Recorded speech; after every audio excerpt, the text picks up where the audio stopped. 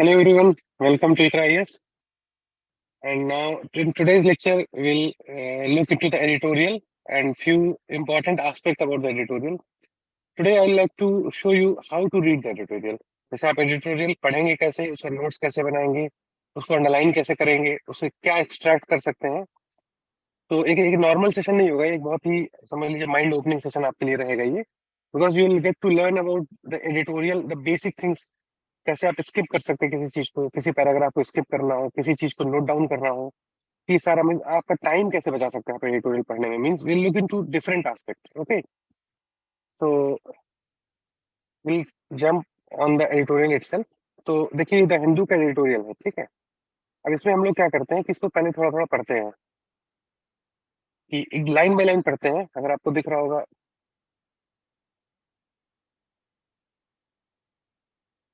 I hope ये visible होगा. अब पहले इसका वो पढ़ लीजिए heading, propelling India development the right वे. तो मतलब इस एडिटोरियल को पढ़ के, इसका हेडिंग पढ़ के आप समझ जाएंगे ये एडिटोरियल पढ़ने लायक है कि नहीं. तो यहाँ पे इंडिया का डेवलपमेंट की बात कर रहा है, ठीक है, इंडिया के डेवलपमेंट का. तो दिस मीन्स की एडिटोरियल आपके यूपीएससी के लिए इंपॉर्टेंट है. अब मान लीजिए यहीं पे कोई एडिटोरियल होता है जिसमें होता है कि इंडिया अलायंस, इंडिया अलायंस के बारे में लिखा होता और उसके कुछ प्रोज एंड कॉन्स लिखे होते हैं. इंडिया अलायंस के बारे में प्रोज एंड कॉन्स लिखे होते हैं.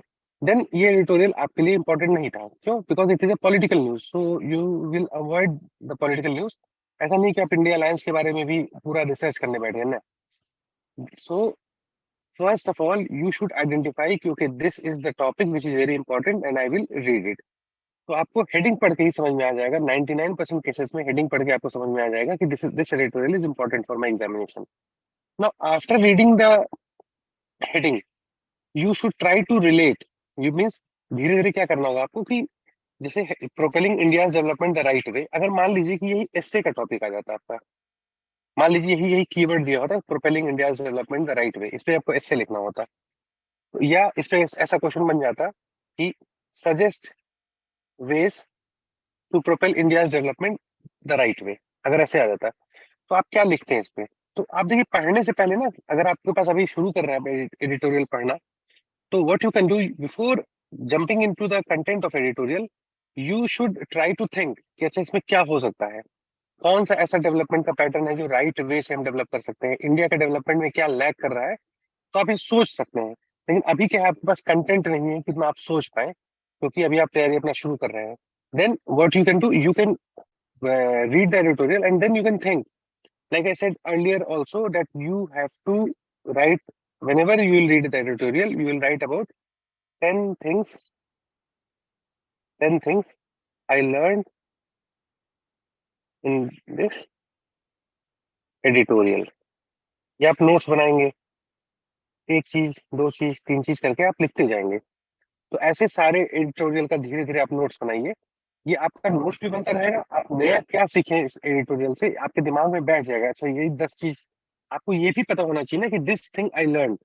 अगर कोई ऐसा कंसेप्ट दिया हुआ है जो आप नहीं समझ पा रहे हैं, then you have to dig deeper. तो अभी क्या करते हैं, हम लोग पढ़ के देखते हैं, इस एडिटोरियल को पढ़ के देखते हैं कि क्या इसमें, कैसे हम लोग उसको पढ़ेंगे, कैसे उसमें हम लोग नोट्स बनाएंगे. चलिए. Aim for aim for the moon is a byword for any venture marked by extreme ambition bordering on the foolhardy. अब देखिए इसमें क्या है कि इसमें आप आराम से ये देख सकते हैं कि एक, जैसे कि आपका एक ऐसे को शुरुआत कैसे करते हैं या किसी चीज को शुरुआत कैसे करते हैं, कंटेक्स्ट दे रहा है क्या.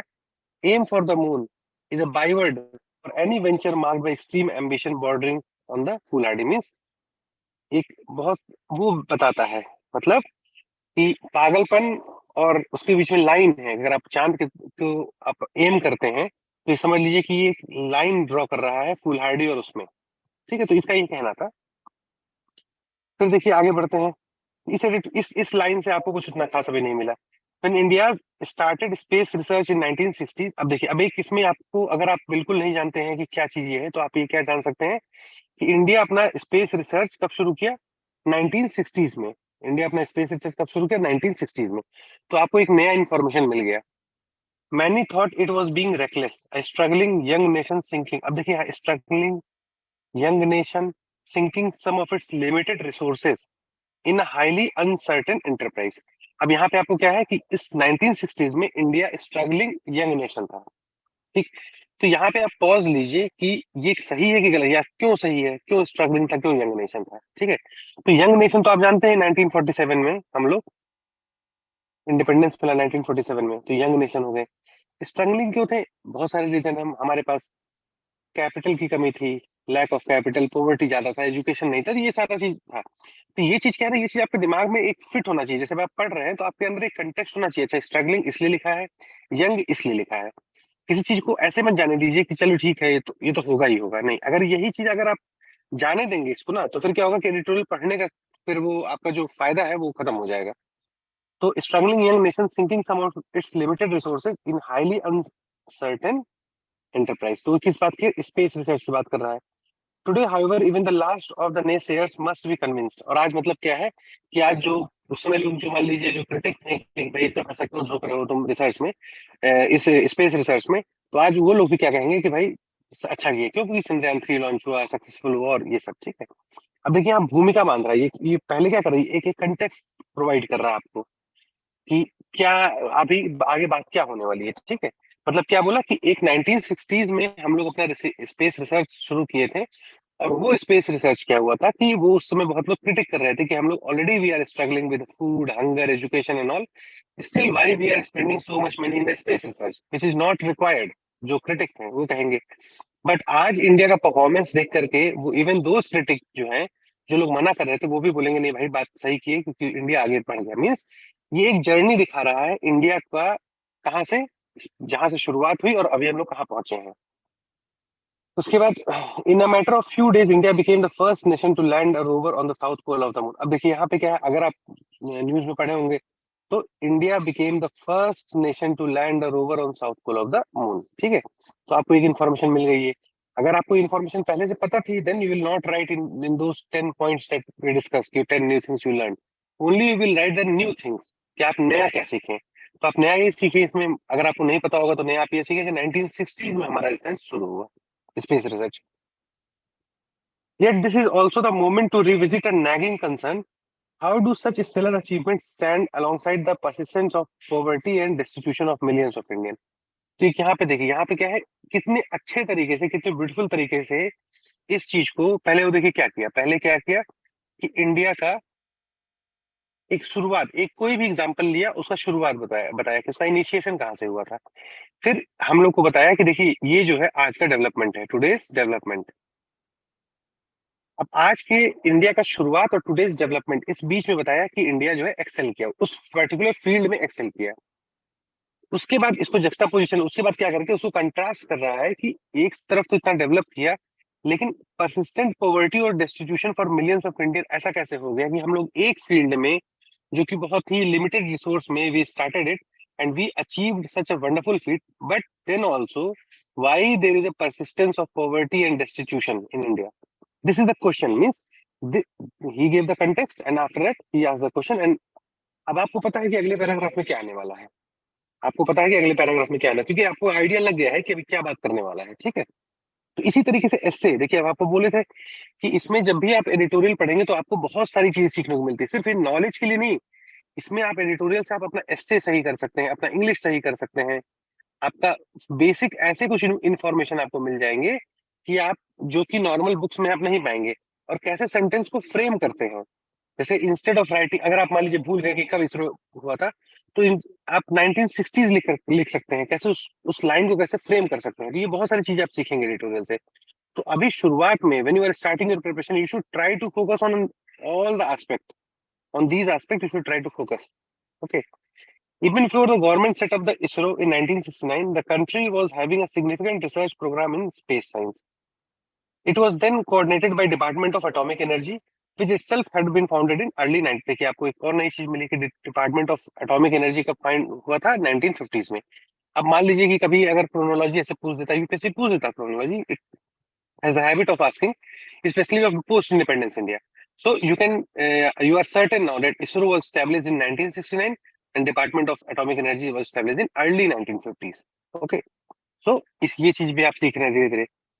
These were certainly not isolated initiatives, but 1951 and 1961 India established 5 Indian Institutes of Technology. Now आप उस 10 साल के पीरियड में हम लोग 5 IIT एस्टेब्लिश किए। तो देखिए कितनी चीजें आप नई नई चीजें इसमें सीख रहे हैं, which in no time grew into globally respected academic centers. The first two IIM were inaugurated in 1961. During the 2 decades of 1950s and 60s, a number of public sector units were established.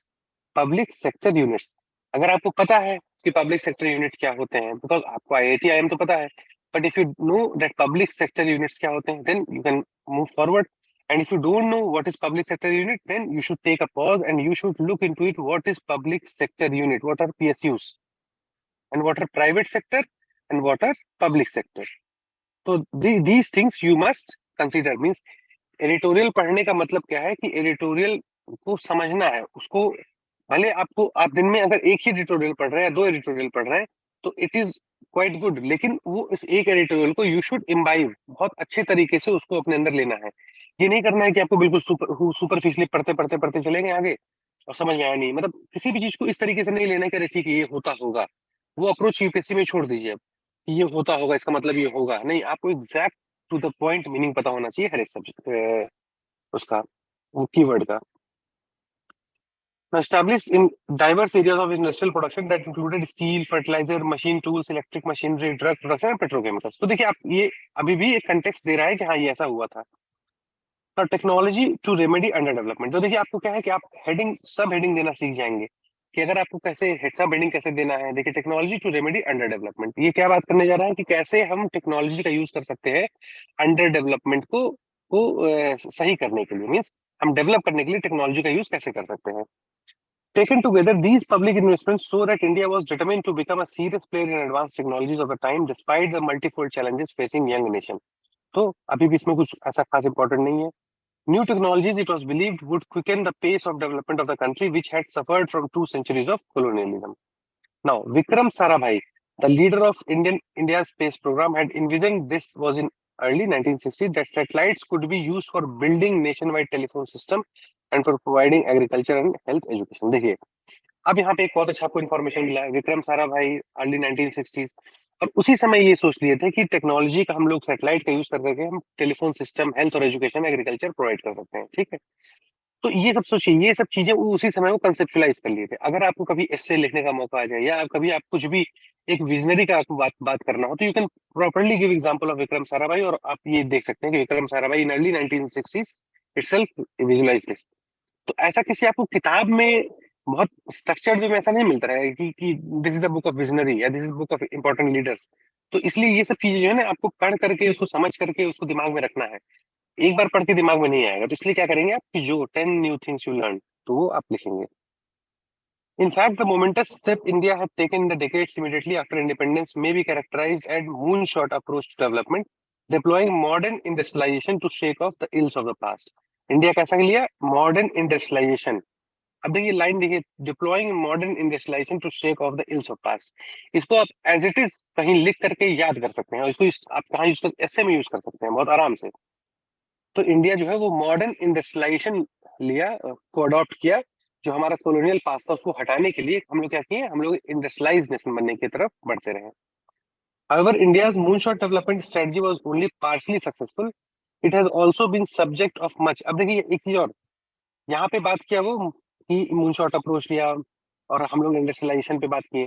अब देखिए ये idea change, एक paragraph में ये idea, दूसरा paragraph देखिए कैसा ला रहा है कि however India's moonshot development strategy was partly successful. इससे और इससे देखिए रिलेशन है, एक फ्लो है, एक कंटिन्यूटी बना हुआ है। इसी तरीके से आप भी जब ऐसे लिखेंगे then you will try to maintain that flow. However, India's moonshot development strategy was only partially successful. So this flow must be maintained in order to gain some extra marks in essay. This must be maintained. It also has been subject of much criticism from certain quarters over the years. One was for its heavy reliance on public investment। अब देखिए यहाँ पे क्या है कि यहाँ पे थोड़ा सा आप जो है कंसेप्चुअल आपको जाना पड़ेगा, यहाँ पे थोड़ा सा कंसेप्चुअल आपको जाना पड़ेगा। कैसे?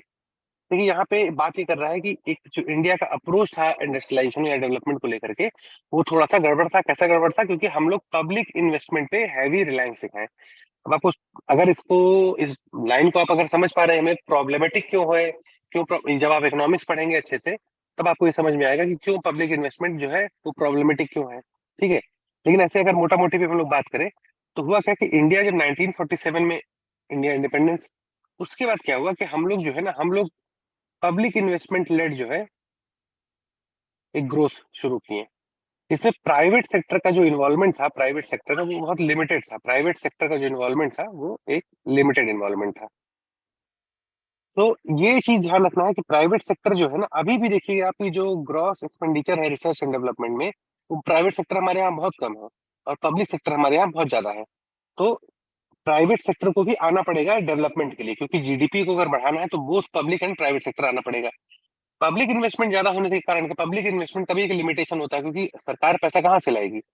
तो ये सब बहुत सारा लिमिटेशन होता है पब्लिक सेक्टर का। ठीक है, तो इसलिए क्या था कि वो जो कई लोग क्रिटिसाइज उस समय करते हैं कि भाई उस समय पब्लिक लेड जो इन्वेस्टमेंट हुआ है, वो जो डोमिनेटेड पब्लिक इन्वेस्टमेंट था ग्रोथ के लिए, वो सही नहीं था। लेकिन उस समय भी बहुत सारा हमारे पास इश्यूज थे, बहुत सारे ड्रॉबैक्स थे, बहुत सारे लिमिटेशंस थे हमारे पास। That's why we opted for this. So you'll get to know these things in more detail in economics class.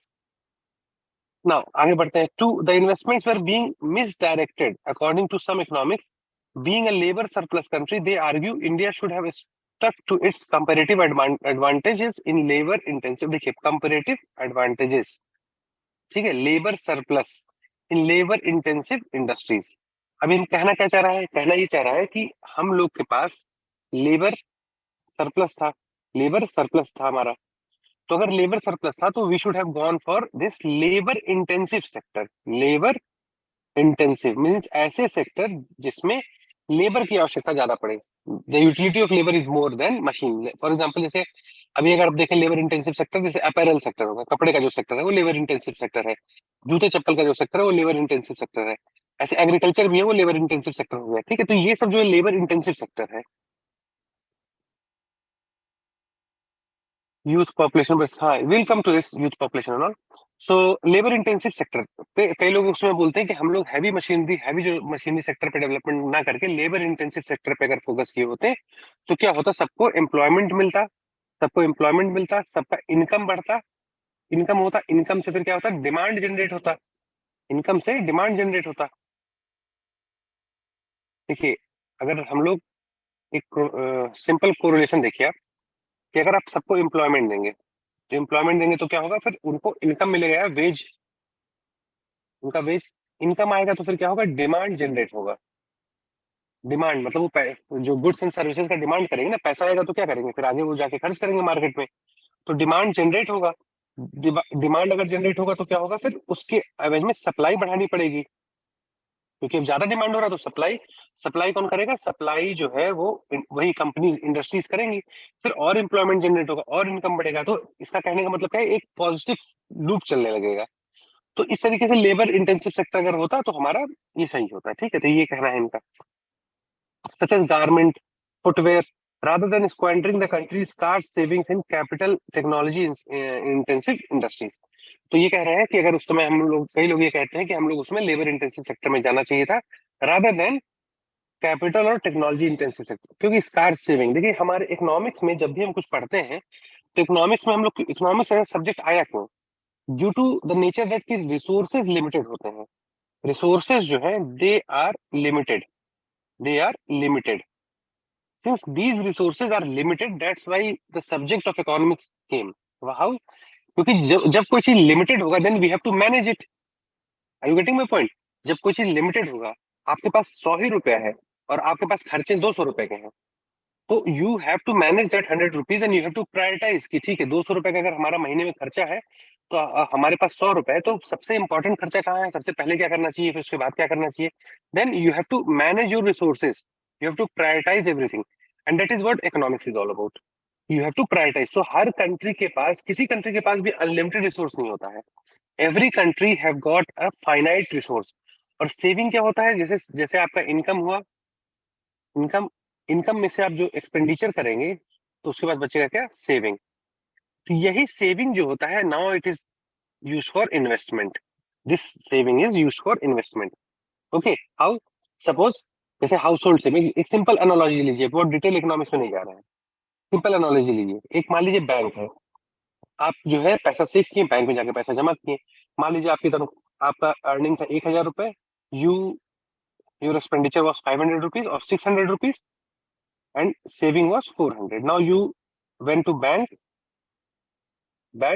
And then after that what you did, bank से आप क्या किए कि आप चले गए इंटरेस्ट लेने. मीन्स बैंक आपको इंटरेस्ट देगा और बैंक के पास पैसा आप जाके 400 रुपए जमा कर दिए. अब ना व्हाट बैंक विल डू, क्योंकि बैंक आपको इंटरेस्ट दे रहा है, देन बैंक भी उससे कुछ कमाएगा तभी तो होगा.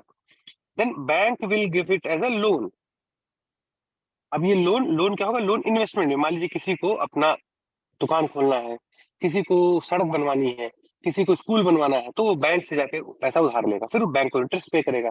तो देखिए जब सेविंग बढ़ता है इकोनॉमी में तो इन्वेस्टमेंट भी बढ़ता है. ठीक है, तो उस समय बहुत लिमिटेड सेविंग थी. क्यों? क्योंकि देखिए उस समय क्या था, इनकम बहुत लिमिटेड था और तो सेविंग भी बहुत लिमिटेड था. तो जो जब लिमिटेड सेविंग है तो एक डिबेट हुआ कि वो लिमिटेड सेविंग को हम लोग कहाँ पैसा खर्च कर सकते थे, क्या स्पेस रिसर्च में या इस पे. क्योंकि देखिए भगवती सेन का एक बहुत डिबेट है इकोनॉमिक्स में. जैसे इसमें होता क्या है कि दो समझ लीजिए आपकी दो जो है आपका वे हो सकता है, टू वेज. एक तो ये है कि अगर मान लीजिए हम लोग ह्यूमन डेवलपमेंट पे पहले पैसा खर्च करें, ह्यूमन डेवलपमेंट में मीन्स जैसे हम लोग एजुकेशन वगैरह देते रहे पहले वो करें, या हम इकोनॉमी पे पहले पैसा खर्च करें, अपने आप ह्यूमन डेवलपमेंट होगा, मतलब पॉवर्टी अपने आप हट जाएगी.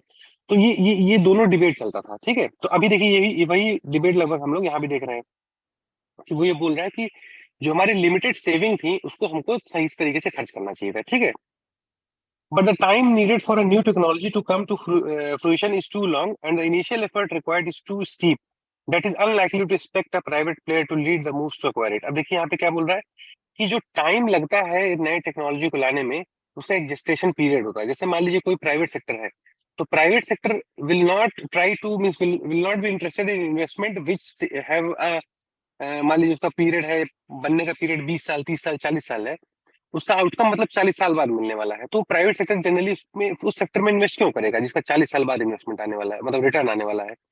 तो इसलिए वहां पे पब्लिक सेक्टर को इन होना पड़ेगा, वहां पे पब्लिक सेक्टर को आना पड़ेगा. ये कह रहा है कि पब्लिक सेक्टर को आना पड़ेगा क्योंकि उसका जैसे इसरो है, इसरो 1969 में बना और आज 10 साल 15 साल में समझ लीजिए कि हम लोग बहुत ऊंचाई पे पहुंच गए. तो इतना टाइम 50 साल का अगर समय लगता है किसी चीज को का रिटर्न आने में, तो ये प्राइवेट सेक्टर इतना पेशेंस नहीं होता है.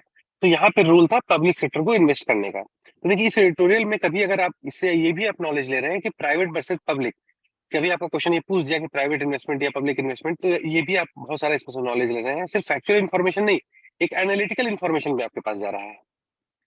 But the time needed for new technology, तो इसलिए private player unlikely to expect है कि प्राइवेट प्लेयर उसमें करेगा. There have been many misses for India's space mission, especially in the initial decades. A key factor behind the program's eventual success has been the public funding. जो हमारा space sector है उसमें क्या है कि जो इंग्रेडिएंट है कि पब्लिक फंडिंग था, इसलिए हमारा सक्सेसफुल हुआ. जैसे होता क्या है, देखिए दो तरीका है. अब मान लीजिए कि अगर आप प्राइवेट सेक्टर को प्रमोट कर रहे हैं तो प्राइवेट सेक्टर का बेसिक क्या होता है, प्रॉफिट मोटिव होता है. तो ये हमेशा दिमाग में रखना है कि जब भी प्राइवेट सेक्टर की बात होगी then it is about profit motive. तो प्रॉफिट मोटिव के लिए ही हमेशा काम करेंगे. लेकिन पब्लिक सेक्टर का इन्वेस्टमेंट क्या होता है कि प्रॉफिट मोटिव नहीं होता, वो क्या होता है, वेलफेयर मोटिव होता है. वो लॉन्ग टर्म में देखते हैं. अभी अगर उनका नुकसान भी हो रहा है then also they will try to do that expenditure. For example अभी आप पढ़ेंगे डेफिसिट फाइनेंसिंग. अभी आप देखेंगे, आप हर साल का बजट देखिए तो उसमें क्या होता है कि गवर्नमेंट जो है spending more than what it is earning. समझ, अगर मान लीजिए गवर्नमेंट का इनकम है 100 रुपए, then government will spend 120 rupees. समझ रहे हैं, गवर्नमेंट ज्यादा स्पेंड करेगी. तो इसका भी एक लॉजिक है. क्यों? क्योंकि वेलफेयरिज्म पे अगर आप जाएंगे तो यही होता है. वेलफेयरिज्म मतलब, अब आप इसको डिटेल में आगे पढ़ेंगे, लेकिन आप मोटा मोटी ये समझिए कि अगर गवर्नमेंट 100 रुपए कमा रही है और 120 रुपए खर्च कर रही है तो 20 रुपए लोगों के पास जा रहा है, तो 20 रुपए लोगों के पास इनकम बढ़ रहा है ना, एक्स्ट्रा जा रहा है ना इकोनॉमी में. तो इसको कहते हैं वेलफेयरिज्म कि गवर्नमेंट अपने पास, इवन दो उसको नुकसान हो रहा है फिर भी अपने पास से करेगी. तो ये कह रहा है कि पब्लिक फंडिंग अगर नहीं होता तो then this India space research programme would not have been successful. Now, it is not only that the benefits from a technology are long in coming, but they are also difficult to be kept exclusive for private profiteering. अब देखिए जैसे अगर ये भी इसमें बात है कि मान लीजिए कोई स्पेस रिसर्च होता, अगर वो प्राइवेट सेक्टर उसमें इन्वॉल्व होता, तो प्राइवेट सेक्टर क्यों नहीं उतना इन्वॉल्व होना चाहता? क्योंकि प्राइवेट जो बेनिफिट निकलेगा उस सबको आप प्रॉफिट के तरीके से नहीं ले सकते हैं. और प्राइवेट सेक्टर वैसे काम में नहीं जाएगा जिसको समाज सेवा करने नहीं जाता प्राइवेट सेक्टर, जान लीजिए.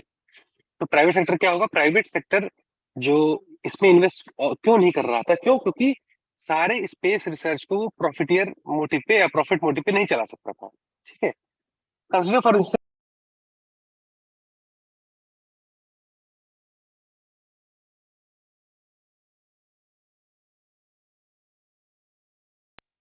Public good, public good.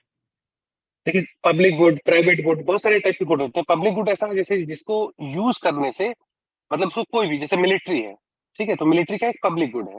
तो पब्लिक गुड में क्या है ना कि इसको यूज करने से इसकी यूटिलिटी कम नहीं होती है, मतलब कि इसको चाहे 100 लोग यूज करें, चाहे 50 लोग यूज करें, चाहे 1000 लोग यूज करें, ठीक है, तो ये पब्लिक गुड इसका होता है नेचर। तो जो public good nature of the technology is that public sector support becomes crucial for developing them. Needless to say the internet emerge, आपको पता ही है कि इंटरनेट कहाँ से इमर्ज हुआ? यूएस स्टेट गवर्नमेंट प्रोग्राम से इमर्ज हुआ। मींस मिलिट्री का उनका प्रोग्राम था इंटरनेट, जो आपस में कनेक्शन, डिपार्टमेंट में कनेक्शन करना चाहते थे, तो उससे इंटरनेट इमर्ज हुआ। तो वहां भी देखिए पब्लिक सेक्टर ही आगे आया यूएस में भी। जब, और यूएस का एग्जांपल क्यों हम लोग ले रहे हैं? यूएस समझ लीजिए एक एपिटोम माना जाता है कैपिटलिस्ट मॉडल का। तो कैपिटलिस्ट मॉडल का एपिटोम माना, तो वो भी क्या है, वहां भी गवर्नमेंट सेक्टर जो है वो आई बढ़ चढ़ कर आगे, और then we got the internet. ठीक है, so to support our view means कि गवर्नमेंट जो इसरो में खर्च की थी 1960s में, 70s में, तो it was not a bad decision. तो वी आर सपोर्टिंग दिस। हमारा आर्गुमेंट क्या हो रहा है कि जो गवर्नमेंट, क्योंकि पहले हम लोग क्या बोले, पहले हम लोग बोले इसरो स्टैब्लिश हुआ, फिर हम लोग उसमें कुछ क्रिटिक दिए कि कुछ लोग ऐसा बोलते हैं कि उस समय हम लोगों को पैसा नहीं खर्च करना चाहिए था इसमें, क्योंकि हमारे पास भुखमरी थी, एजुकेशन था। तो उसके बाद फिर हम लोग उसको काउंटर कर रहे हैं, नहीं ऐसा नहीं है कि हम लोग जो है, देखिए अब पब्लिक सेक्टर अगर इन्वेस्ट नहीं करता तो प्राइवेट सेक्टर आता भी नहीं।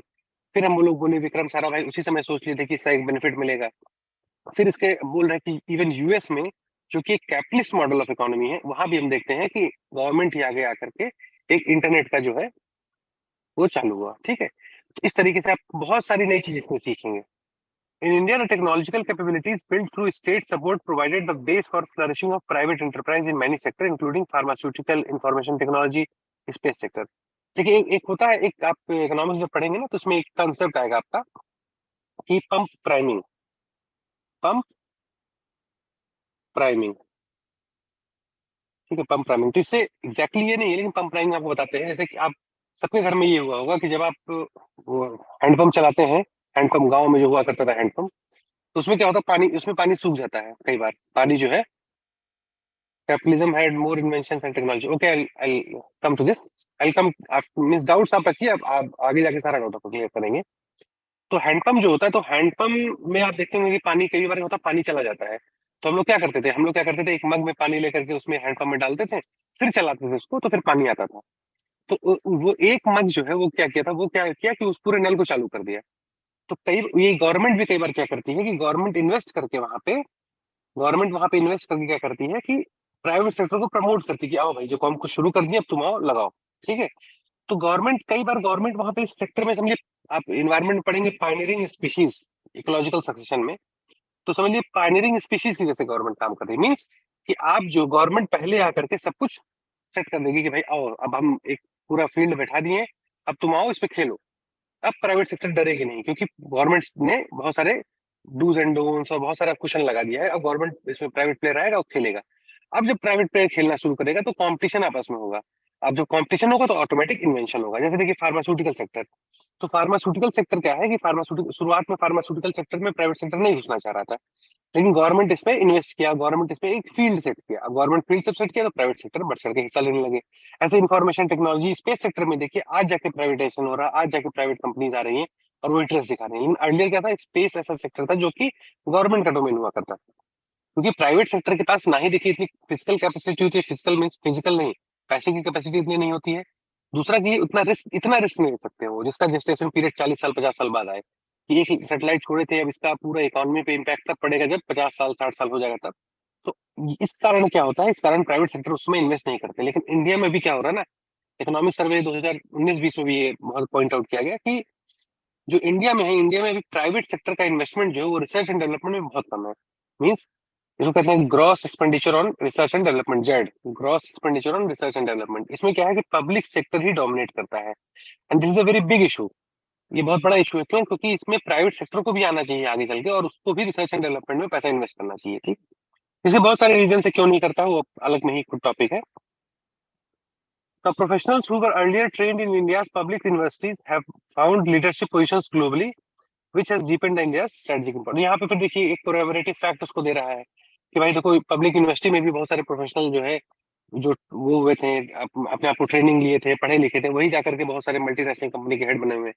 तो यहाँ पे ये भी दिखा रहा है कि पब्लिक सेक्टर का रोल एक पॉजिटिव लाइट में दिखा रहा है, मीन्स ये सपोर्ट कर रहा है अपने आर्गुमेंट्स। अब एक सपोर्टिंग आर्गुमेंट्स दे रहे हैं सब ये सब, ठीक है। Inequalities a hurdle for progress, देखिए ये भी आपका एक एस्से का बहुत अच्छा वो हो सकता है, एक सब टॉपिक हो सकता है। इनइक्वालिटीज अ हर्डल, और ये खुद में एक ऐसे आ सकता है, inequalities a hurdle for progress. अब इसमें ऐसे लिखिए, लिख सकते हैं बहुत, उसमें कुछ लिख सकते हैं।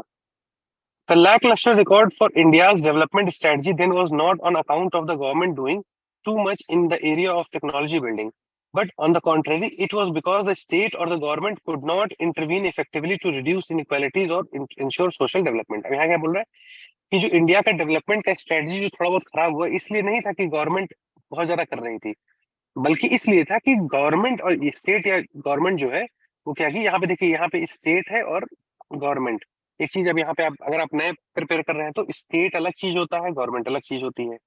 स्टेट अलग चीज होता है, मतलब state UP Bihar MP Maharashtra वाला स्टेट नहीं हम बात कर रहे हैं। स्टेट जो पॉलिटिकल कंसेप्ट होता है स्टेट, तो स्टेट समझ लीजिए एक ओवर आर्किंग बॉडी है, सोवरेन बॉडी है ना। स्टेट मतलब जैसे जुडिशरी, एग्जीक्यूटिव, लेजिस्लेचर सबको मिला करके हम कहेंगे स्टेट है, ठीक है। लेकिन गवर्नमेंट है सिर्फ और सिर्फ एग्जीक्यूटिव पार्ट होता है, सिर्फ और सिर्फ executive part of the state है, ठीक है। तो गवर्नमेंट जो एक सब पार्ट है स्टेट का। तो यहाँ पे ये हम लोग बोल रहे थे, ये यहाँ पे ये बोल रहा है कि देखो गवर्नमेंट बहुत ज्यादा इन्वेस्ट की, इसके कारण हमारा डेवलपमेंट में दिक्कत नहीं आया। दिक्कत कहाँ आया कि government could not intervene effectively to reduce inequalities और ensure social development.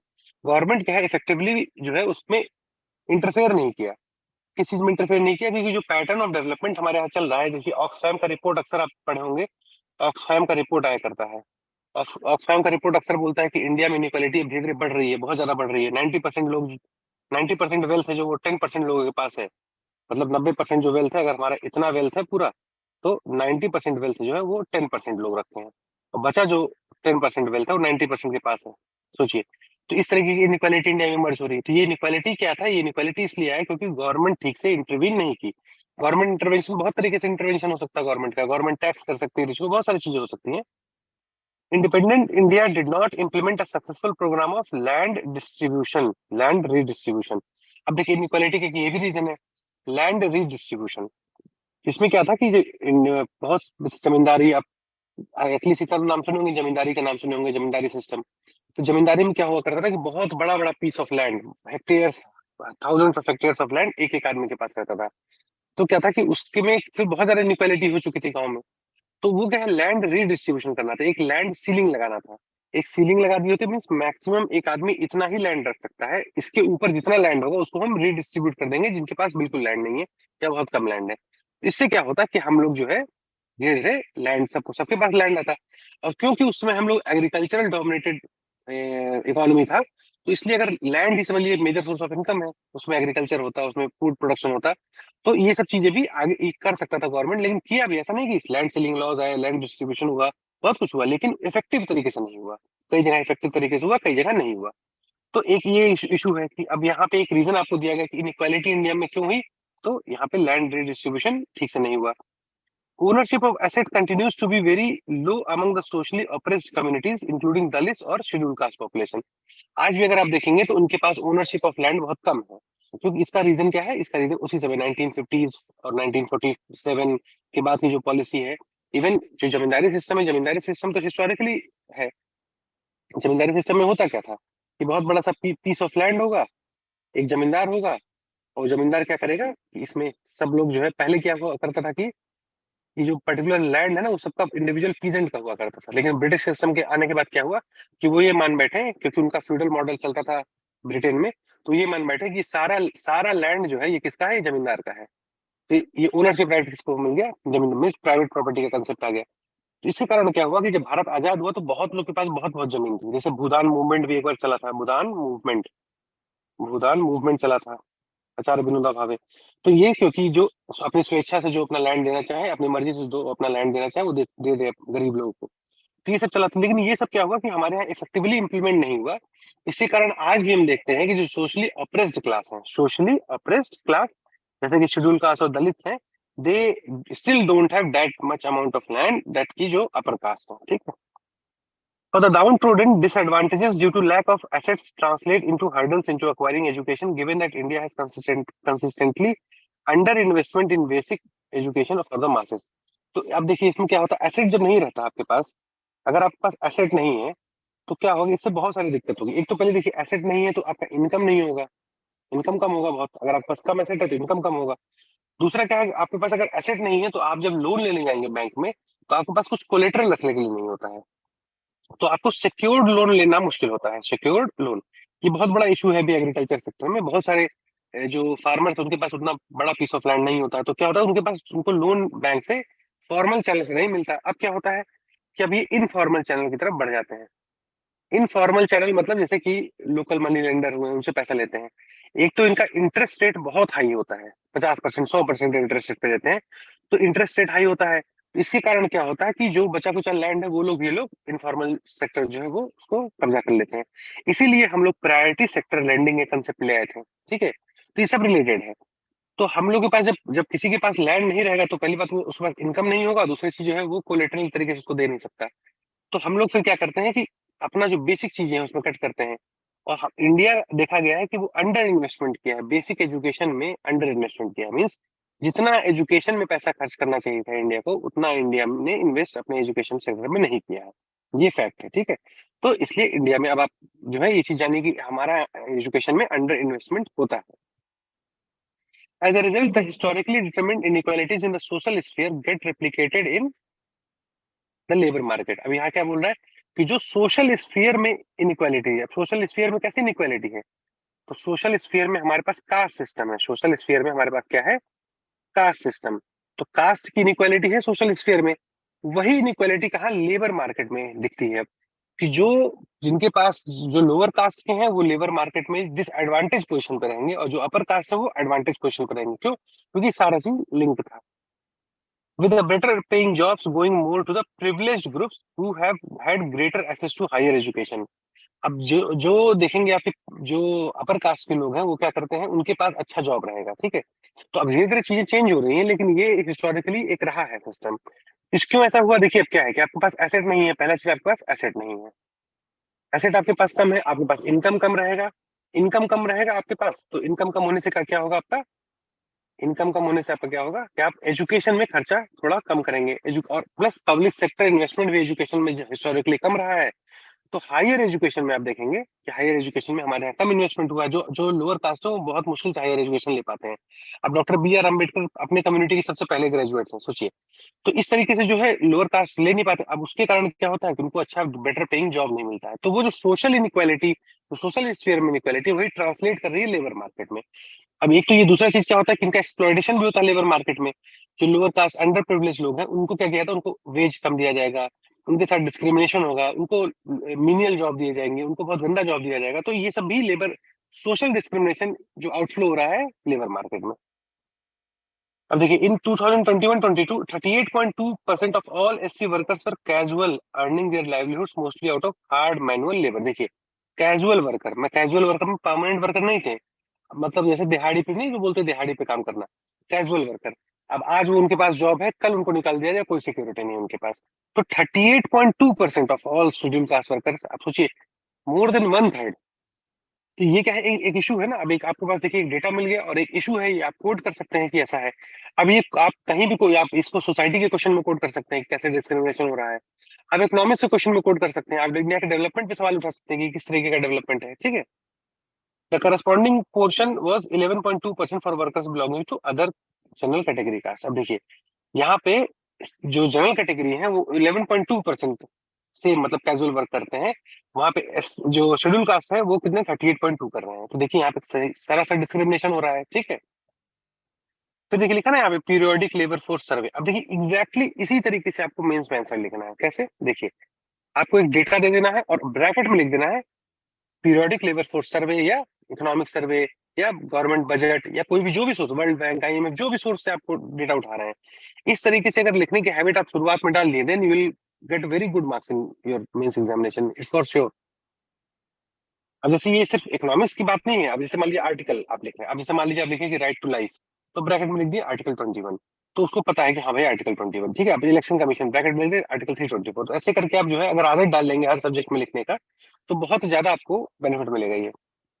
The contrast with east Asian countries including Japan and China is notable. There, by 1950s itself, land reform and other measures had created a relatively egalitarian social structure, which formed the basis for progressive economic and social changes in later years. अब देखिए, यहाँ बोल रहा है कि अगर हम China और जापान से कंट्रास्ट करें तो वहाँ 1950s में भी बहुत सिग्निफिकेंट लैंड रिफॉर्म हो चुका था। अब देखिए यहाँ पे क्या है ना, यहाँ पे जब आप और थोड़ा पढ़ लेंगे अच्छे से तो आप खुद भी काउंटर कर सकते हैं चीजों को लेकर के। लेकिन अगर हम ये थोड़ा सा आपको मैं से हिंट देते हैं कि अगर 1950s में वहां पे इगलिटेरियन सोसाइटी बनी मोर और लेस, तो उसका प्राइस बहुत ज्यादा पे करना पड़ा उनको। कैसा प्राइस पे करना पड़ा? अब जैसे चाइना में ही देखिए, चाइना में कम्युनिस्ट जो रेवोल्यूशन हुआ 1949, तो अब चाइना में जो कम्युनिज्म आया, कम्युनिस्ट गवर्नमेंट आई, तो उसमें बहुत ज्यादा एट्रोसिटी हुआ। हाँ, मोर और लेस लैंड दिया गया, लैंड का रीडिस्ट्रीब्यूशन हुआ, सब कुछ हुआ, लेकिन उसका जो प्राइस वहां का पॉपुलेशन पे किया वो बहुत मतलब हार्डशिप था। तो ये भी चीज आप काउंटर यहाँ पे कर सकते हैं, क्योंकि कोई आपसे बोलता है कि चाइना में ऐसा हुआ लेकिन इंडिया में क्यों नहीं हुआ, क्योंकि इंडिया में एक डेमोक्रेटिक गवर्नमेंट था। अब जैसे बहुत सारा ऐसा केसेस है, आप देखेंगे कि जिसमें कि राइट टू प्रॉपर्टी एक बहुत कंटेंशियस इशू था हमारा, राइट टू प्रॉपर्टी।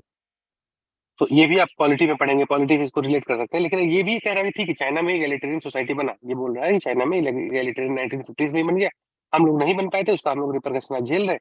लेकिन ऐसा नहीं कि चाइना में इनइक्वालिटी आज नहीं है, चाइना में भी बहुत इनइक्वालिटी है, ठीक है, जापान में भी बहुत इनइक्वालिटी है। और दूसरी चीज ये है कि जो प्राइस चाइना में जो लैंड रिफॉर्म हुआ, जो पे के माओ जेडोंग के टाइम पे, वो बहुत ही समझ लीजिए कि ब्रूटल था, मिलियंस ऑफ लोग मर गए थे, ठीक है। The persistence of inequalities has negatively impacted industrial and economic growth in the, अब जो inequality है वो हमारे इंडस्ट्रियल ग्रोथ और इकोनॉमिक ग्रोथ को नेगेटिवली इम्पैक्ट कर रहा है। Domestic demand has been lopsided, coming as it does largely from upper income classes who constitute only a small though substantial in absolute numbers। मतलब अब कह रहा है कि जो इनइक्वालिटी है, इनइक्वालिटी क्या कारण क्या हो रहा है, जो अभी हम लोग बात की थे डिमांड का और ये सब का, तो डिमांड जो हो रहा है, डिमांड क्या है, बस लिमिटेड सेक्शन कर रहा है डिमांड, और वो लो साइडेड डिमांड है। मीन्स कुछ, क्योंकि लोगों के पास पैसा नहीं आ रहा है, तो पैसा नहीं आ रहा तो डिमांड नहीं कर रहे। अब जिनके पास पैसा आ रहा है वो कैसे, अपर कास्ट के लोग हैं, तो जो डिमांड है वो लो, एक तरफा डिमांड है, लो साइडेड डिमांड है। This has slowed down the growth of manufacturing of high quality mass consumption good. High quality mass consumption good का अब ये देखिए रिलेट क्या कर रहा है, समझिए इस बात को।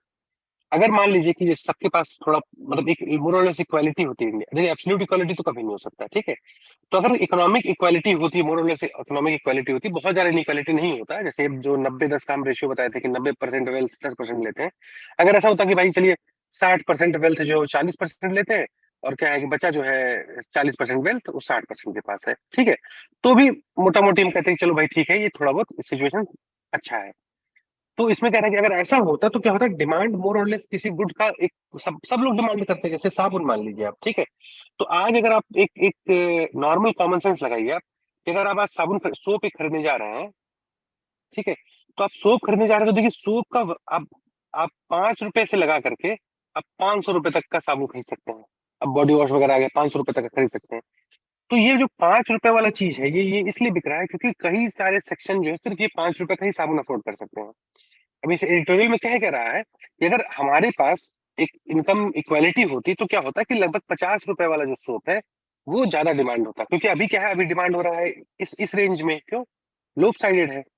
5 रुपए वाले क्यों बनना है, क्योंकि उस पर्टिकुलर जनता को कैटर करना है। लेकिन अगर ये 50 रुपए वाले गुड्स में ज्यादा लोग अगर डिमांड करते तो हमारे पास क्या होता कि हाई क्वालिटी लो प्राइस गुड बन सकता था। अब सारी कंपनीज इसी 50 के रेंज में ही फोकस करते हैं, और जब 50 के रेंज में फोकस करते हैं तो इससे रिसर्च एंड डेवलपमेंट होता है, तो क्या पता 50 वाला साबुन 40 में बनने लगता। फिर इकोनॉमी ऑफ स्केल आता है। इकोनॉमी ऑफ स्केल मतलब क्या होता है कि अगर आप 1 लोग का खाना बनाइएगा तो आपको क्या पता 200 रुपए चार्ज पड़े, अगर आप 10 लोग का खाना बनाएंगे तो क्या पता आपको पर हेड 190 ही चार्ज कर पड़े। उसी को अगर आप 1000 लोग का खाना बनाएंगे तो क्या आपको पर हेड हो सकता है 185 रुपए कॉस्ट करे पर हेड। तो ये कहते हैं इकोनॉमी ऑफ स्केल। जब कोई चीज आप बहुत बड़े मात्रा में करते हैं तो पर यूनिट कॉस्ट घटने लगता है। तो अगर एक हमारे यहाँ इक्वालिटी होती तो इक्वालिटी के कारण क्या होता कि हम जो गुड्स एंड सर्विसेज डिमांड करते तो एक पर्टिकुलर सेगमेंट का गुड्स एंड सर्विसेज डिमांड होता, और उसमें बहुत ज्यादा फिर उसमें प्रोडक्शन होता है, मैन्युफैक्चरिंग होता है, उसका रिसर्च एंड डेवलपमेंट होता है। क्यों? क्योंकि डिमांड मेजरली जो डिमांड है उसी चीज का है, मेजरली जो डिमांड है। जैसे कि आप अगर आप हिस्ट्री में जाए तो हिस्ट्री में आपको हम एग्जांपल देते हैं कि कैसे इसको आप रिलेट कर सकते हैं। जैसे क्या है कि मान लीजिए आप सल्तनत के टाइम पे देखिए, सल्तनत या मुगल टाइम का, मुगल के टाइम का देखेंगे आप, तो आप देखेंगे ना कि मुगल में एरिस्टोक्रेसी हुआ करते थे, नोबल है, मतलब बड़े बड़े जो बादशाह है, शहजादे हैं, ये सब नोबल है। और नोबल के बाद फिर क्या होता था कि नोबल, थोड़े से नोबल है, और ज्यादातर लोग क्या थे, हायरार्की थी, ज्यादातर लोग क्या थे, गरीब लोग थे, गरीब तबके के लोग। तो जो आर्टिसन जो थे, वो जो गुड्स एंड सर्विसेज बनाएंगे, वो किसके लिए बनाएंगे? इनके लिए थोड़ी बनाएंगे बहुत मेहनत करके, वो चाहेंगे कि इनके लिए बनाए। तो आप जो मैन्युफैक्चरिंग सेक्टर जो है ना, वो देखिएगा लोग साइडेड हो जाएगा, क्यों? फिर जो फोकस होगा इनको प्लीज करने के लिए, ठीक। लेकिन अगर हमारा जो सोसाइटी है, हमारा सोसाइटी में अगर मान लीजिए मिडिल क्लास ही इतना ज्यादा है, टॉप क्लास, हर सोसाइटी में इनक्वालिटी होगा, टॉप क्लास मान लीजिए है, और मान लीजिए ये बॉटम क्लास है, और मिडिल क्लास ही अगर मान लीजिए बहुत ज्यादा है, तो उससे होगा क्या? उससे ये होगा कि कंज्यूमर जो है, जो कंपनीज है, वो कंज्यूमर, कैसे कंज्यूमर को फोकस करेंगे? Middle class. तो मिडिल क्लास कंज्यूमर को जब फोकस करेंगे, तो हमारे गुड्स एंड सर्विसेज धीरे धीरे कम होंगे। क्यों? क्योंकि उसमें रिसर्च एंड डेवलपमेंट होगा, इकोनॉमी ऑफ स्केल आएगा, उसमें ज्यादा पैसा, ज्यादा प्रोडक्शन होगा, तो सस्ता पड़ेगा। यही ये कहना चाह रहा है। ये क्या कहना चाह रहा है कि this has slowed down the growth of manufacturing of high quality mass consumption goods including food products and garments. Entrepreneurship too had emerged from a narrow social base. तो इस कहना क्या चाह रहा है कि ये जो इनक्वालिटी है, वो क्या स्लो डाउन कर दिया है? Manufacturing of high quality mass consumption goods. Hope कि आपको ये बात समझ में आई होगी। देखिए, एक एडिटोरियल में कितने सारे आपको नॉलेज जो है धीरे धीरे मिलते रहता है। फिर रीइंस्टेट स्टेट सपोर्ट, अब यहाँ पे बोल रहा है कि रीइंस्टेट मतलब दोबारा से ले आना, स्टेट सपोर्ट को दोबारा ले आओ। देखिए, स्टेट सपोर्ट का आपको हम बेसिक आपको वो दे देते हैं कि कैसे स्टेट सपोर्ट का क्यों इतना डिबेट होता है। तो आपको बेसिक अगर आपको आइडिया रहेगा तो धीरे, देखिए एक एडिटोरियल पढ़ने में ना आपको बहुत सारा धीरे धीरे क्या ना ज्ञान हो जाएगा, आप बुद्धिजीवी बन जाएंगे धीरे धीरे, ये जान लीजिए। एडिटोरियल जो है पढ़ते रहना है। देखिए, स्टेट सपोर्ट का क्या है कि कैपिटलिज्म में आप सुने होंगे, कैपिटलिज्म होता है, कैपिटलिज्म, ठीक है। तो कैपिटलिज्म में क्या बोलता है कि इसमें government has no business in business, मतलब गवर्नमेंट को बिजनेस में हस्तक्षेप नहीं करना, इंटरफेयर नहीं करना चाहिए। बिकॉज कैपिटलिस्ट जो मार्केट है, मार्केट जो है वो सेल्फ करेक्टिंग मेजर होता है, मार्केट के पास self correcting measure means demand supply अगर जो होगा, डिमांड सप्लाई के हिसाब से उसका प्राइस बढ़ता घटता रहेगा। फॉर एग्जांपल, अचानक से अगर चीनी की डिमांड बढ़ जाए, अचानक से चीनी का डिमांड एकाएक बहुत ज्यादा बढ़ जाए, तो शुगर का डिमांड अगर बढ़ गया एकाएक अचानक, तो उसका प्राइस क्या होगा? प्राइस बढ़ेगा। ऑब्वियस सी बात है, ये तो कॉमन सेंस है कि किसी चीज का डिमांड अगर अचानक से बढ़ जाए तो उसका प्राइस बढ़ेगा, तो प्राइस बढ़ जाएगा। अब क्या होगा, जब प्राइस तो बढ़ जाएगा तो सप्लायर क्या सोचेंगे, अरे प्राइस चीनी में तो प्राइस बढ़िया, प्रॉफिट हो रहा, मुनाफा हो रहा है, तो we should try to up the production, up the supply. तो सप्लाई बढ़ेगा, फिर नेक्स्ट स्टेप क्या होगा? सप्लाई बढ़ने लगेगा, डिमांड बढ़ा, प्राइस बढ़ा, प्राइस बढ़ा तो फिर सप्लाई बढ़ा। सप्लाई जब किसी चीज का अगर बढ़ जाएगा तो फिर प्राइस घटेगा ना। मान लीजिए कि अब ओवरफ्लो हो गया किसी चीज का, जैसे टमाटर की जब शॉर्टेज थी तो टमाटर का महंगा हो गया, अब टमाटर का सप्लाई बढ़ने लगा, टमाटर सस्ता हो गया। तो जब सप्लाई बढ़ेगा तो अपने आप प्राइस घट जाएगा। तो इसमें गवर्नमेंट को इंटरफेयर नहीं करना चाहिए, क्योंकि सेल्फ करेक्टिंग मेजर है ये, कि ऑटोमेटिकली जो है मार्केट अपने आप को सही कर लेगा। ठीक है, मार्केट अपने आप को सही कर लेगा। लेकिन कैपिटलिज्म क्या हुआ कि ये जो मॉडल है, ये मॉडल फेल, बहुत बार फेल हुआ। अब जैसे 1929 में ग्रेट डिप्रेशन आया, ठीक है, तो मार्केट फेलियर था। अब ग्लोबल फाइनेंशियल क्राइसिस देखिए 2008 का, मार्केट फेलियर था, ठीक है। तो बहुत सारा ऐसा फेलियर आया। तो उसके बाद क्या हुआ कि जो ये कैपिटलिज्म मॉडल का अगेंस्ट, अब हार्ड लाइन कम्युनिस्ट नहीं कहेंगे, लेकिन अगर ये देखा जाएगा कि उसमें गवर्नमेंट का रोल, कहा गया कि गवर्नमेंट का रोल होना चाहिए। जेएम कीन्स नाम का, जेएम कीन्स जो है वो क्या किए, ये ब्रिटेन के जेएम कीन्स जो है वो एक ले आए कि भाई गवर्नमेंट को स्टेप इन, मतलब स्टेप इन करना पड़ेगा इस इकोनॉमिक्स में। क्यों? इस इकोनॉमी में स्टेप इन करना पड़ेगा, क्योंकि ये बोलते थे supply will create its own demand. आप सप्लाई कीजिए, डिमांड अपने आप होगा। बट जब ग्रेट डिप्रेशन आया तो क्या हुआ कि सप्लाई तो था लेकिन डिमांड नहीं हो पा रहा था, क्योंकि लोग पास पैसा नहीं था। तो अभी हम लोग एक जो हम लोग जो अभी पढ़े थे कि अगर आपके पास इनकम है तभी तो आप डिमांड करेंगे, इनकम है तभी तो आप डिमांड करेंगे। तो इनकम जनरेट करना चाहिए। तो इनकम कैसे जनरेट होगा? तो इनकम जनरेट करने के लिए क्या बोला जेमकिंस, ऐसा करे कि स्टेट को अब आना पड़ेगा। क्यों? क्योंकि इनकम लोगों के पास नहीं है। स्टेट को क्या करना पड़ेगा? स्टेट को रुपया खर्च करना पड़ेगा। स्टेट रुपया जब इकोनॉमी में डालेगा, जब इकोनॉमी में स्टेट रुपया डालेगा तो लोगों के पास क्या आएगा? सरप्लस पैसा आएगा, थोड़ा सा इनकम बढ़ेगा। और जब इनकम बढ़ेगा तो डिमांड बढ़ेगा, डिमांड बढ़ेगा तो फिर सप्लाई बढ़ेगी, सप्लाई बढ़ेगी। अभी डिमांड बढ़ा, प्राइस बढ़ा, सप्लाई बढ़ा, डिमांड बढ़ेगा, सप्लाई, फिर इकोनॉमी चलने लगेगा। जैसे जनरेटर चलाते हैं ना, हैंडल 2-3 बार अपने खुद से देना पड़ता है, फिर ऑटोमेटिक चल जाता है। तो वैसे ही बोला कि शुरुआत में पहले मेहनत करना पड़ेगा स्टेट को। तो इसके लिए बोला कि तुम गड्ढा खोदो, गड्ढा भरवाओ, गड्ढा खुदवा भरो, मीन्स कुछ काम दो, फ्री में पैसा नहीं देना है, वो इन्फ्लेशनरी हो जाता है। लेकिन क्या करना है कि आप अब गवर्नमेंट को स्टेप इन करना पड़ेगा, गवर्नमेंट रोड बनवाना शुरू कर दे। अब रोड बनवाएगी तो क्या करेगी, लेबर हायर करेगी, लेबर लेबर को क्या मिलेगा, वेज मिलेगा, वेज मिलेगा तो वो वेज क्या करेंगे, वेज जाकर के दुकान पे जाके खर्चा करेंगे, दुकान पे जाएंगे तो डिमांड करेंगे, चावल दाल आटा सबका डिमांड करेंगे। देन जब गुड्स का डिमांड होने लगेगा तो ऑटोमेटिकली इकोनॉमी रिवाइव होगी। तो ये दो कॉन्ट्राडिक्टरी जो है एक टेंडेंसी था कि जेएम कीन्स बोलते थे इधर करो, और उधर मान लीजिए कि कैपिटलिज्म ये बोलता था कि नहीं नहीं, गवर्नमेंट का कोई रोल नहीं होना चाहिए। लेकिन अभी क्या है, सब मोस्ट ऑफ द कंट्री क्या करती है कि ये फॉलो करती है, मिक्स इकोनॉमी वाला है कि गवर्नमेंट जो है डेफिसिट बजट फॉलो करना, जो आपसे बताया था ना, डेफिसिट बजट मीन 100 रुपए कमा रही है, 120 रुपए खर्चा कर रही है, तो वो 20 रुपए एक्स्ट्रा ना वही है, स्टेट जो है इकोनॉमी में पैसा डाल रहा है वो 20 रुपए, ठीक है। तो ये बेसिक था। तो इसका ये यहाँ पे क्या करना चाह रहा है, री instead state support, state support को हमको री इंस्टेट करना चाहिए। अब देखिए आर्गुमेंट क्या दे रहा है, looking forward, we need to have a clear recognition of what went wrong and where we got it right. And with the ambitious development strategy India launched immediately after independence. अब बोल रहा है कि हमको पूरा पीछे जाकर के देखना पड़ेगा क्या हमारे साथ सही हुआ, क्या हमने गलत किया। और जैसे देखिए सही क्या हुआ, इस स्पेस रिसर्च प्रोग्राम हमारा बहुत सही गया, लेकिन इनइक्वालिटी और जो हमारा पॉवर्टी है, एजुकेशन, ये सब पे हम लोग ध्यान नहीं दिए, तो ये गलत हुआ हमारे साथ। The audacious attempt to build technological and industrial capabilities with generous state support was the correct thing to do. अब ये इनका ये व्यू पॉइंट है, ये बोल रहे हैं कि स्टेट सपोर्ट से जो इंडस्ट्रियल डेवलपमेंट हुआ वो उस समय सही था, लेकिन उसके कॉन्ट्राडिक्टरी व्यू पॉइंट भी आ सकते हैं, ठीक है। तो ये आप उसको बिल्कुल पत्थर की लकीर और वो मत मान के चलिएगा, ये एक व्यू पॉइंट है ये। Thereafter, the country must reinstate such efforts if it has to stand a chance in the fast-growing economic fields, be it semiconductor और बायोटेक्नोलॉजी। अब इनका कहना ये है कि स्टेट को, अब गवर्नमेंट को दोबारा से स्टेप इन करना पड़ेगा और गवर्नमेंट को सेमीकंडक्टर और बायोटेक्नोलॉजी जैसे सेक्टर में दोबारा उसी तरीके से घुसना पड़ेगा, पैसा लगाना पड़ेगा, एक माहौल बनाना पड़ेगा, एक क्रिएट करना पड़ेगा एटमॉस्फेयर, एक बेस बनाना पड़ेगा, then only we will see the light of the development. Then after 1991, India abandoned planning for industrial growth, assuming mistakenly that there is no role for industrial policy in a globalized economy. देखिए 1991 में क्या हुआ था, 1991 में हमारे पास खाने का पैसा नहीं बचा था। 1991 में हमारे पास क्या हुआ था, खाने का पैसा नहीं, हमारे पास मीन्स इंडिया में खाने का पैसा नहीं बचा था, मतलब हमारे पास सिर्फ 15 दिन का ही फॉरेन एक्सचेंज रिजर्व था, तो बहुत सारा क्राइसिस हो गया था। Then we adopted LPG reform, liberalisation, privatisation, globalisation, LPG reform. ये एलपीजी रिफॉर्म क्या था, लिबरलाइज करना, प्राइवेटाइज करना, ग्लोबलाइज करना। क्यों हम लोग इसको अडॉप्ट क्यों करना पड़ा, क्योंकि जो जब हम लोग पास पैसा नहीं था तो हम लोग क्या हुआ कि पैसा मांगने गए बाहर, तो जब बाहर वर्ल्ड बैंक, आईएमएफ इनसे पैसा मांगे तो वो लोग बोले कि भाई पैसा तो तुमको हम देंगे, नो डाउट, लेकिन क्या करना है, तुमको पहले अपने इकोनॉमी को सुधारना पड़ेगा। तो उनका सुधारने का मतलब क्या था, आप अपने इकोनॉमी को लिबरलाइज कीजिए, प्राइवेटाइज कीजिए, ग्लोबलाइज कीजिए, then only we will give you the money. अगर आप ये कर लेंगे अच्छे तरीके से तो आप क्या है, आपकी इकोनॉमी बूम करेगी, और ऑब्वियसली हुआ है। 1991 के बाद अब देखिए हमारा इकोनॉमी बहुत आगे बढ़ा है, ठीक है। उसको पहले कहते थे Hindu rate of growth, Hindu rate of growth, क्योंकि हमारा इकोनॉमी बहुत स्लो स्लो ग्रो करता था, उसको ये भी कहते थे। तो अब 1991 में के बाद देखिए हमारा इकोनॉमी बहुत ज्यादा डेवलप और ग्रो किया है। तो ये यहाँ क्या बोल रहे हैं, देखिए ये बोल रहे हैं कि आफ्टर 1991 इंडिया अबेंडन, जो इंडिया उसमें क्या कहता है कि इंडस्ट्रियल पॉलिसी उससे पहले आता था, इंडस्ट्रियल पॉलिसी 1956, बहुत सारे इंडस्ट्रियल पॉलिसी, क्यों, क्योंकि हमारा प्लान इकोनॉमी था। प्लान मतलब जब स्टेट खूब पैसा खर्च कर रहा है इकोनॉमी में, तो स्टेट क्या क्या चाहता था कि स्टेट चाहता था कि हर चीज प्लान, मतलब रिसोर्स एलोकेशन प्लान रहे।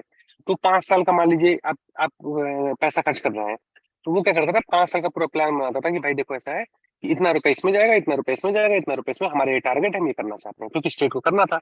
लेकिन 1991 के बाद क्या हुआ कि जब स्टेट अब पीछे मुड़ गया, पीछे हट गया, पीछे हट गया मतलब मीन प्राइवेट सेक्टर को बोला तुम जाओ खेलो इकोनॉमी में, लड़ो, इकोनॉमी को एफिशिएंट बनाओ, इनोवेट करो, अब हम थोड़ा सा पीछे जा रहे हैं। तो उस समय फिर क्या हुआ कि इंडस्ट्रियल पॉलिसी सब लाने की कोई जरूरत नहीं पड़ा, ठीक है। तो India abandoned the planning for industrial growth, assuming mistakenly that there is no role for industrial policy in a globalised economy. ये कह रहा है, it will be costly to continue with that error now at a time when both the United States and China are lavishing government support for their industries. ये कह रहे हैं कि इस समय जो इंडिया को फिर से ऐसी एक पॉलिसी लानी चाहिए जिसमें कि गवर्नमेंट को सपोर्ट करना चाहिए इंडस्ट्रीज को, और हमारे लिए कॉस्टली होगा, क्योंकि देखो चाइना और यूएस जो है वो बहुत खुले तरीके से they are supporting their industries, ठीक है। तो India can also do that. At the same time India must redouble efforts to make economic growth more inclusive and broad based. तो हमारे यहाँ है ना सिलेबस में इंक्लूसिव ग्रोथ, तो इसमें क्या कर रहा है कि एट द सेम टाइम हमको क्या करना चाहिए, हमारी इकोनॉमी को बहुत ज्यादा इंक्लूसिव बनाना चाहिए और ब्रॉड बेस्ड। देखिए दो चीज है, एक है कि हमारे डेवलपमेंट प्रोसेस में जो डेवलप हो रही है कंट्री, तो जो इसका जीडीपी है, कभी भी आप बात करेंगे ना इंक्लूसिव ग्रोथ और इस सबका, तो दो तरीके से सोचिएगा इस चीज को। एक तो है जो जीडीपी जो हमारा है, तो ये जो जीडीपी एक नंबर जो ग्रो कर रहा है हमारा इकोनॉमी, तो उस ग्रोथ में सबका पार्टिसिपेशन होना चाहिए। मीन्स अभी हम लोग देखे थे कि अपर कास्ट जो है लेबर मार्केट में अच्छा जॉब पा रहा है, लोअर कास्ट खराब मिनिमम कैजुअल जॉब कर रहा है। तो इसमें क्या है कि इक्वली पार्टिसिपेशन सबका होना चाहिए। तो एक चीज ये है कि इसमें इनपुट में पार्टिसिपेशन, फिर इस जो ग्रोथ का जो आउटकम है, जो फ्रूट जो फल निकला, वो भी इक्वली डिस्ट्रीब्यूट हो। मतलब ऐसा नहीं कि सबको एक एक मिले, लेकिन जो जितना मेहनत किया वो सबसे मिले। मीन्स ऐसा ना हो कि कोई सेक्शन जो है बिल्कुल छूट जाए इस डेवलपमेंट से। ठीक है, तो इस तरीके का हमको एक पॉलिसी अपनाना पड़ेगा, तो तभी हमारा ग्रोथ जो इंक्लूसिव होगा और ब्रॉड बेस्ड होगा। तो इंडिया जब भी डेवलप करे, then it should develop in that fashion that it must be inclusive and broad based. And what this editor is saying, that India should, again government should step in the industrial field, industrial sector में government को दोबारा step in करना चाहिए। जो emerging biotechnology है, semiconductors है, इसमें government को पैसा झोंकना चाहिए, पैसा लगाना चाहिए।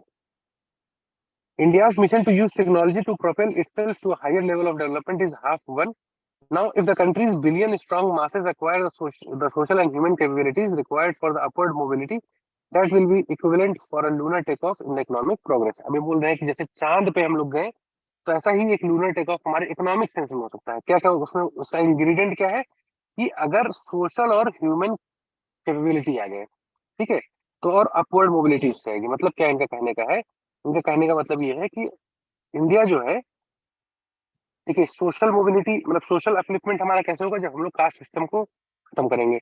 और उसमें क्या है कि ह्यूमन डेवलपमेंट फिर हमको करना है। ह्यूमन डेवलपमेंट मतलब क्या है, हमको उनको एजुकेशन देना पड़ेगा, उनको हमको हेल्थ अच्छा देना पड़ेगा, ठीक है, अच्छा एनवायरनमेंट देना पड़ेगा, ठीक।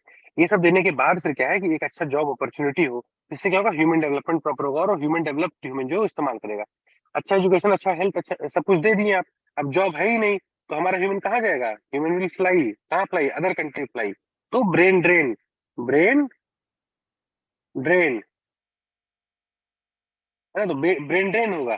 तो इसलिए एजुकेशन हेल्थ दे करने के बाद क्या कीजिए आप कि अच्छा एक एजुकेशन अपॉर्चुनिटी भी दीजिए यहाँ पे, ठीक है। तो इससे क्या होगा, हमारा जो है कंट्री डेवलप होगा, हमारा कंट्री एक पॉजिटिव फीडबैक लूप जनरेट हो जाएगा।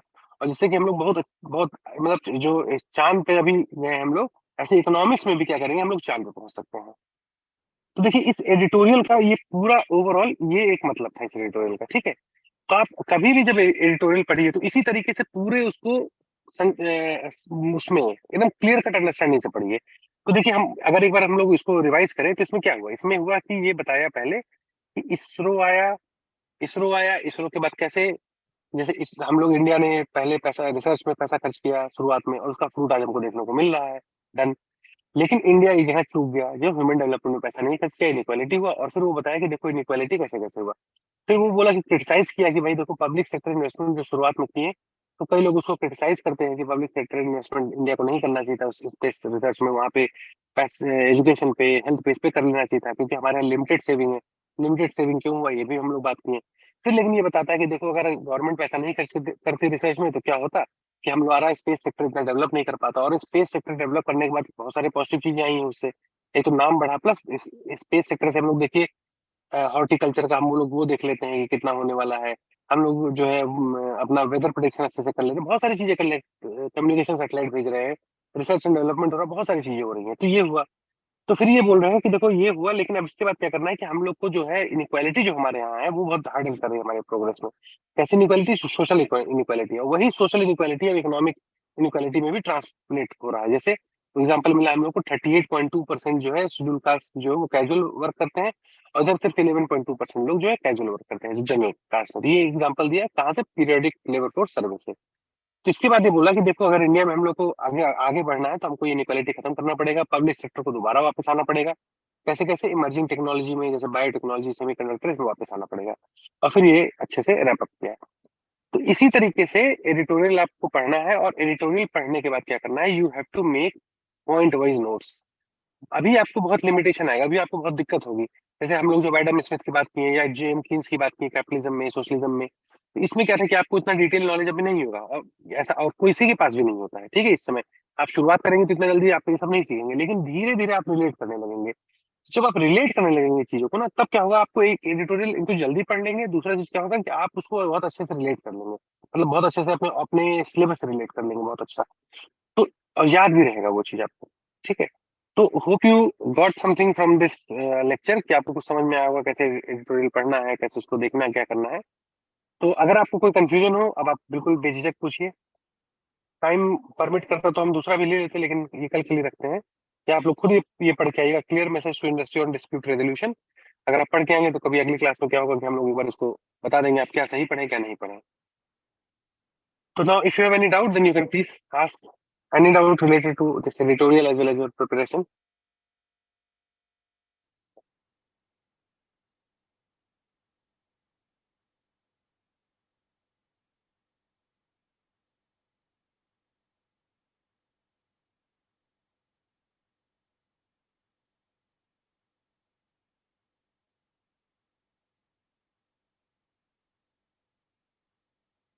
I think it was the 23rd, tomorrow, yesterday's editorial. It was.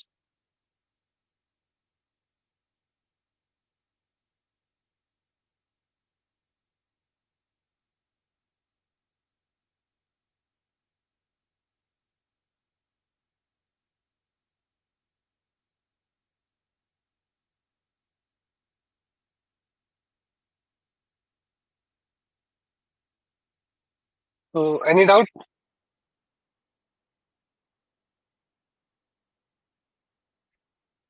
The confusion is to पढ़ेगा हिंदू, क्योंकि सारे टीचर्स क्वेश्चन हिंदू से ही आते हैं तो कुछ। Okay, one issue is that Indian Express और the Hindu. Now, अगर अभी आप प्रिपरेशन अपना शुरू कर रहे हैं, एक दो महीना अगर आप शुरू कर रहे हैं, अपना अभी बेस बनाना चाह रहे हैं, तो इट डज नॉट मैटर कि आप इंडियन एक्सप्रेस पढ़ रहे हैं कि द हिंदू पढ़ रहे हैं, जो इजीली अवेलेबल हो वो पढ़िए अभी आप। अभी अब हमारा पर्पस क्या है, और purpose is to read the editorial whether it is of the Hindu और इंडियन एक्सप्रेस। बट आपका मान लीजिए धीरे धीरे आपका अब आप जल्दी पढ़ने रहे हैं, मतलब पहले आपको एक एडिटोरियल पढ़ने में 1 घंटा लगता था, अब आपको 15 मिनट लग रहा है।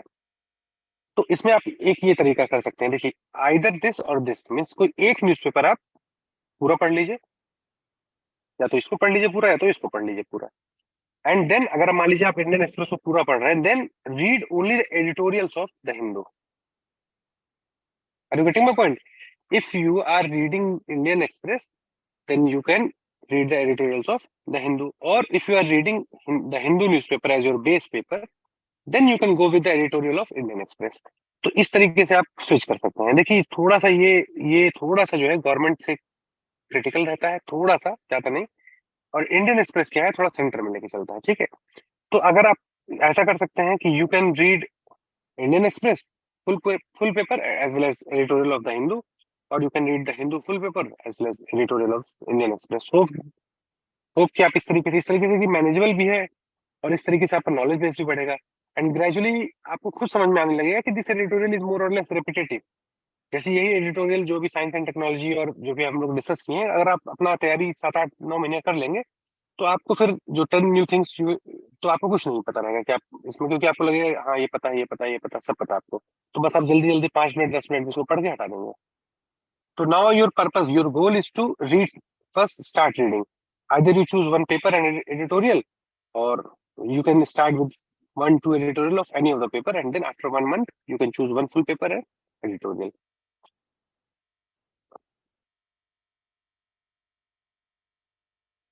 Any more confusion?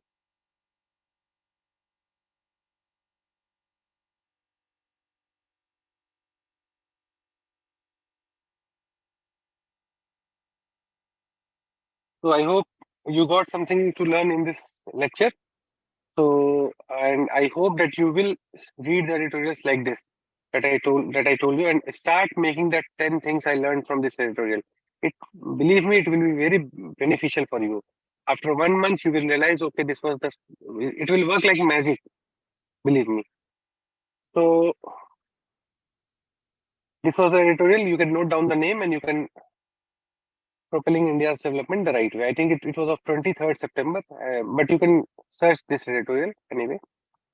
Okay, so work hard and do not rest until, क्योंकि आपको शुरुआत में पता है, आपको शुरुआत में 15 दिन, 1 महीना 2 महीना बहुत मेहनत लगने वाला है इस प्रिपरेशन को शुरू करने में, तो अभी इसमें बॉग डाउन नहीं होना है, ठीक है? तो हैव अ गुड नाइट।